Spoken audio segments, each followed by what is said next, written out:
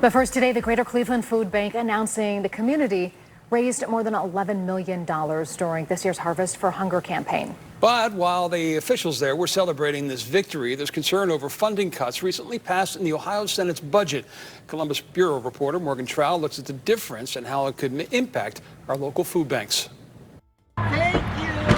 The need for help putting food on the table is growing in Ohio. The Ohio Association of Food Banks says last year's visits to the state's network of food pantries was nearly 16 million. Unfortunately, the need for food is at an all-time high.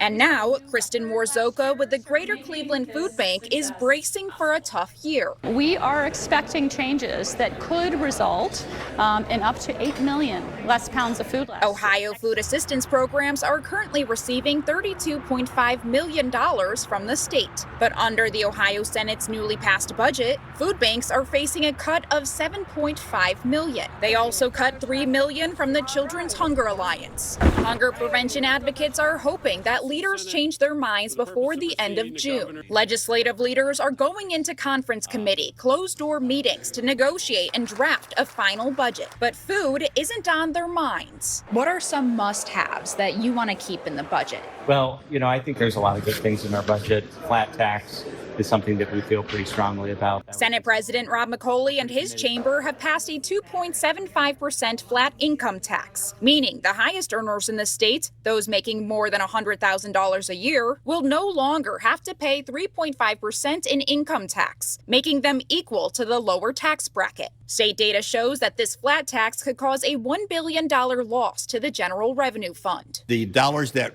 we're foregoing in the flat tax is already incorporated into our overall spending. Senate Finance Chair Jerry Serino explains that programs have been cut to make up for it, like money for food assistance, schools, Medicaid, libraries, lead abatement, addiction services, and childcare have all decreased. Democratic Rep. Bride Rose Sweeney says that although she doesn't like the two passed budgets, the Senate's is more detrimental. A lot of the House was flat funding, which is still a cut given inflation, but the Senate is where we're seeing real, actual programs taking away dollars from existing programs. But House Speaker Matt Huffman is on board with the tax cut. I think the flat tax is a great idea. Morzoka says she will continue working to make sure no one goes hungry, even with the expected funding cuts at both the state and federal level. We have been reaching out to our community, and our community is responding. The budget has to be passed by July. At the Ohio State House, I'm Morgan Trowell reporting.